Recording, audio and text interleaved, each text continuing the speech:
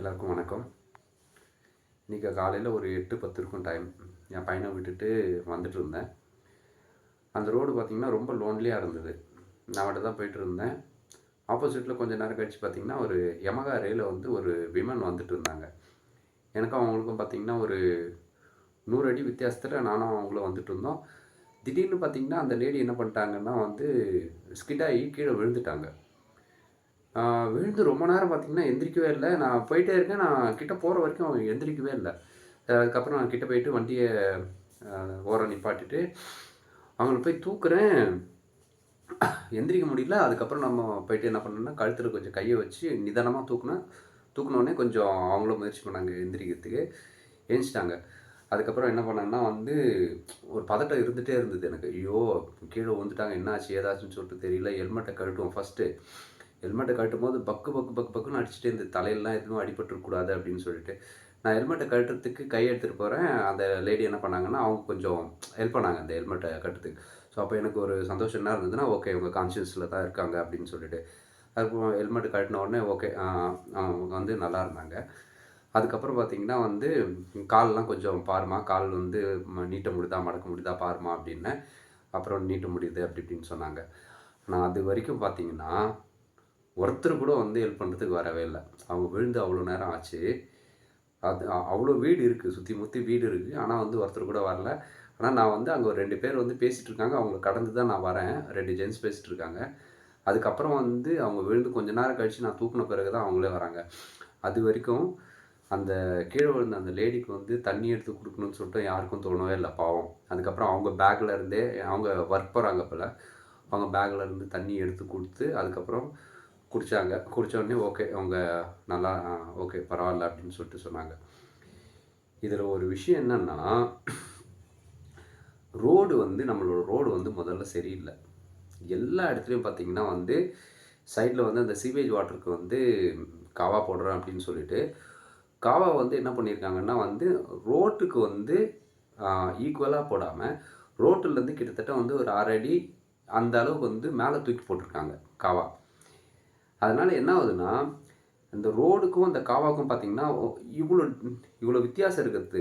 இவ்வளோ இருக்குது. இதில என்ன பண்ணுறாங்கன்னா, வண்டி வருது அப்படி இப்படின்னு சொல்லிட்டு, நம்ம இப்படி மேலே ஏறி போயிடலாம் அப்படின்னு சொல்லிட்டு போகிறாங்க பாருங்க. அப்போ வந்து வண்டி ஸ்கிட் ஆகுது. இன்னைக்கு அந்த லேடி விழுந்தது கூட வந்து அப்படி தான் விழுந்தாங்க.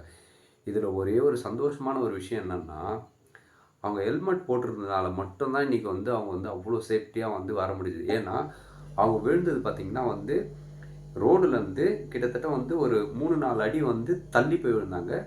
அந்த இடம் பார்த்தீங்கன்னா வந்து கார்னர், ரோடோட கார்னரு. அந்த அவங்களோட மதில் சுவர் பார்த்தீங்கன்னா இப்படி இருக்கு. இந்த இடத்துல வந்து அந்த அந்த லேடி வந்து ரோட்லேருந்து இங்கே அடிச்சு இந்த இடத்துல வந்து விழுறாங்க.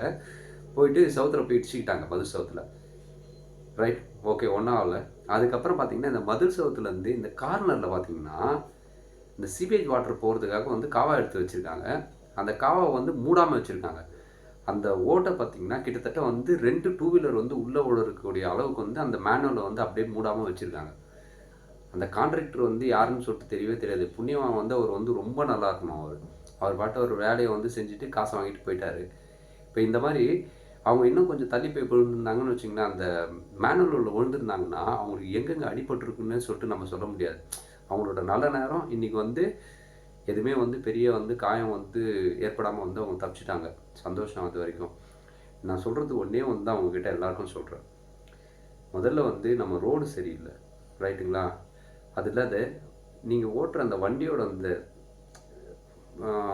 டயர்லாம் பார்த்தீங்கன்னா வந்து அவ்வளோ சின்ன டயர் தான். நீங்க பிரேக் அடிச்சீங்கன்னா, நீங்க போற வேகத்துக்கு வந்து வண்டி ஸ்கிடான் ஆகி கீழ தான் நீங்க விழுவீங்க. ரைட்? எல்லாருக்கும் வந்து அர்ஜென்ட் இருக்கு போறதுக்கு. கொஞ்சம் சீக்கிரம் கிளம்புங்க. ஒரு 1 ஹவருக்கு முன்னாடி கிளம்புங்க. தப்பே இல்ல. இந்த மாரி போயிட்டு, வேகமா போயிட்டு, ரோட்ல வந்து இப்படி எல்லாம் விழுந்து, கீழ விழுந்து ஏன்னா, உங்கள டிபெண்ட் பண்ணி இருக்காங்க உங்க வீட்ல. நெறைய பேர் இருக்காங்க. சரிங்களா? அப்ப அப்படி இருக்கும் பொழுது, நம்மளோட சேஃப்டி நம்ம தான் பார்த்துக்கணும். ஸோ, முடிஞ்ச அளவுக்கு வேகமா போறத விடுங்க. சரிங்களா? நீங்க ஒரு இடத்துக்கு போறீங்கன்னும் போது, ஒரு 1/2 ஹவருக்கு முன்னாடி கூட கிளம்புங்க. சேஃப்டி தான். ஏன்னா, நம்மளோட சேஃப்டியும் முக்கியம். ஆப்போசிட்ல இருந்து வரவங்களோட சேஃப்டியும் நமக்கு முக்கியம். சரிங்களா? அதனால வண்டி ஓட்டும் பொழுது கவனம் வந்து வண்டியில மட்டும் இருக்கட்டும். நிறைய பேர் வந்து செல்ஃபோன் பேசிட்டு ஓட்டுறோம். இப்படி திரும்பி ஓட்டுறோம், இந்த பக்கம் திரும்பி ஓட்டுறோம், ஒரு கையை விட்டு ஓட்டுறோம், இந்த மாதிரிலாம் ஓட்டுறோம். சரிங்களா? இதெல்லாம் தயவுசெய்து இன்னையோட விட்டுருங்க. ஏன்னா என் கண் கூட இன்றைக்கி நான் நேராக பார்த்தது இது. அவங்களுக்கு ஹெல்மெட் மட்டும் இல்லை அப்படின்னா அவங்களுக்கு வந்து என்ன ஆயிருக்குன்ட்டு சொல்லிட்டு நம்மளால வந்து யோசிக்க முடியல. அதெல்லாம் அதை நான் நேரடியாக பார்க்குறேன்.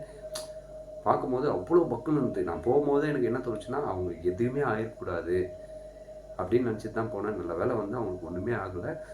வந்து நம்ம ரோடு நல்லா இல்லை. தயவுசெய்து வந்து கொஞ்சம் வந்து கேர்ஃபுல்லாக ஓட்டுங்க. ஆப்போசிட்டில் இருக்கவங்களோட சேஃப்டியும் நமக்கு முக்கியம். அடுத்தவங்களுக்கு உண்டான ஸ்பேஸும் வந்து நம்ம வந்து பழகிக்கணும். ஸோ கேர்ஃபுல்லாக ஓட்டுங்க. ரொம்ப ரொம்ப நன்றி. சந்தோஷம்.